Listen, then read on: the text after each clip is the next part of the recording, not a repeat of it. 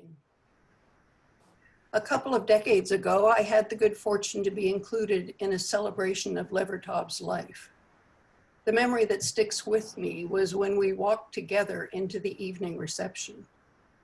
She looked around and made a beeline for her old allies from a lifetime of protesting, ignoring for the moment the high-powered academics and even other poets who had gathered to fet her. Clearly, her activism mattered as much to her as her craft, even though it wasn't the reason we were there. And her truest friends were those she had been with in the trenches for most of her lifetime. Good morning. My name is Heather Speirs. My pronouns are she and her, and I am honored to be your summer worship leader this morning, the first summer worship service of the season. Some of you may have heard me give a poetry-based sermon in the past, since poetry has been my literary passion and purpose since high school. At this moment in time, though, my interest has shifted from poetry that asks that we look closely at nature or love, to poetry that focuses on our Unitarian principles, particularly our affirmation of justice, equity, and compassion in human relations. At the moment, I feel the need to focus on what's happening in Philadelphia, apart from the dreaded virus. As I understand it, spiritual discipline requires something of us, something that we do repeatedly, perhaps each day or each week. And anti-racist, anti-homophobic work demands that we remain allies long after the demonstrations have quieted down. Perhaps reading poetry written by such marginalized groups can inspire us to stay focused on the justice work we want to do. And the poet's emphasis on finding just the right words, the right sounds, means their words will have more weight and pack more punch than those of a news commentator or Instagram poster. The poem by Levertov that Valerie read out this morning, written 50 years ago, suggests that even if we couldn't participate in recent protests, each one of us has the ability to hear the cries of others, to really see and feel them. But it also suggests that listening and empathizing are not enough. If we don't want to earn the label hypocrite, we must also, quote, make our actions their memorial, actions of militant resistance. By the way, every poem that is read in this sermon will be pasted into the chat for those of you who like to read along. However, moving beyond listening and seeing, beyond empathy, is not an easy task, as poet Gabrielle Calvo-Caresi points out, quote, a poet's gift and job is to look closely and to keep looking, and to bring news of that looking to the page and to readers. And this is a time when looking deeply at the world can be very hard, really exhausting. For those of us who are white, who are aware of the incredible damage whiteness has done and continues to do to others and to ourselves, I think we have a responsibility to breathe through our shame and discomfort and keep learning how we can dismantle this prison we've built.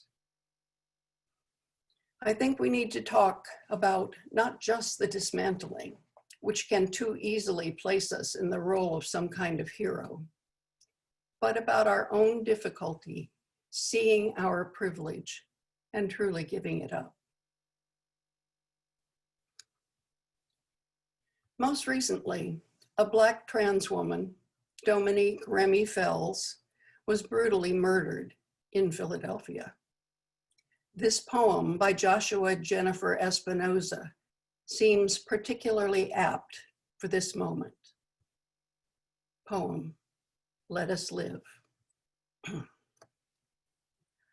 I'm tired of abstraction. No one says what they mean, and people die from it. Where did this world come from?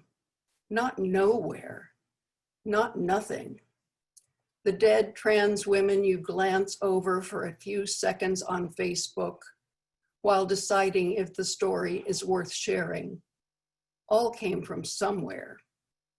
Their bodies are not flowers for you to whisper to people you'll never know. There were words that did this. There were hands and guns and teeth and flesh and hair and blood and men and women and laws and policies and police and witnesses that did this. How long can I keep tricking you into thinking what I'm doing is poetry and not me begging you to let us live? It strikes me that Black and brown trans women lack that most valuable asset, white privilege. What can we do to stop the violence? We can bear witness, we can get out the vote, we can work to fight discriminatory laws and policies. Thanks to the Supreme Court for making discrimination illegal, but enforcement is always another matter. We can read poetry and other literature to learn what the world looks and feels like from a trans perspective. As you listen to Crystal Mann read out Lucille Clifton's poem, Won't You Celebrate With Me, written in 1993, ask yourself about the differences you see between her experience and your own.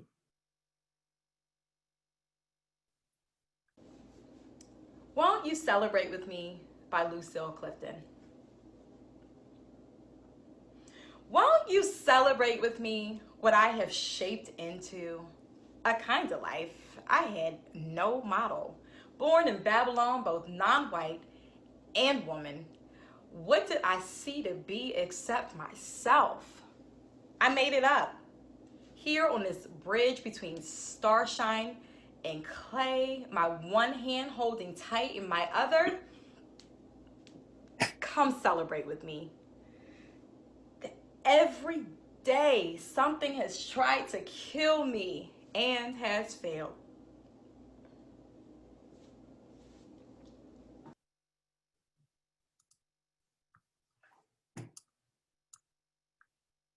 Thank you, Crystal. Clifton celebrates her own survival, not her educational accomplishments, status, or safety, things that often come naturally if you happen to be born white. Moreover, when have you felt that something has tried to kill you?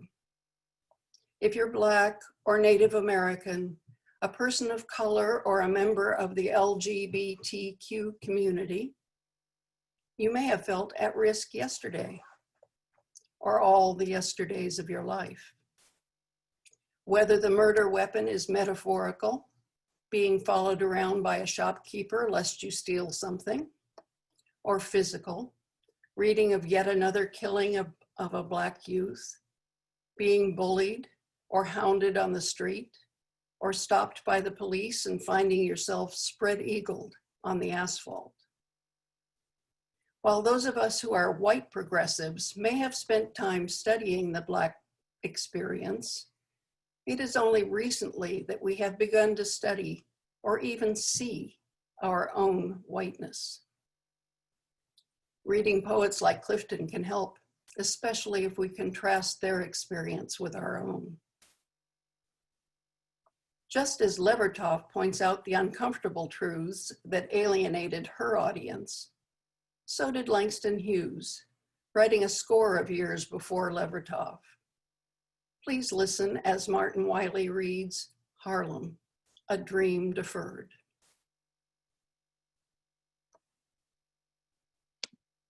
Harlem, A Dream Deferred by Langston Hughes.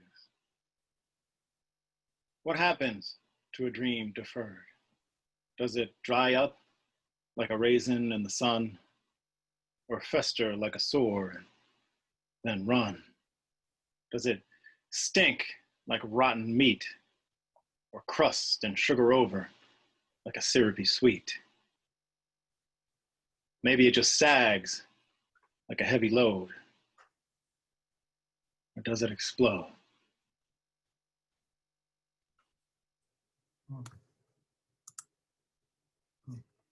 Thanks, Martin. No surprise that this long taught and oft memorized poem is having yet another moment in the spotlight during the protests. There's an unsurprising anger in many poems written by Black poets, poets of color, and queer and trans poets too.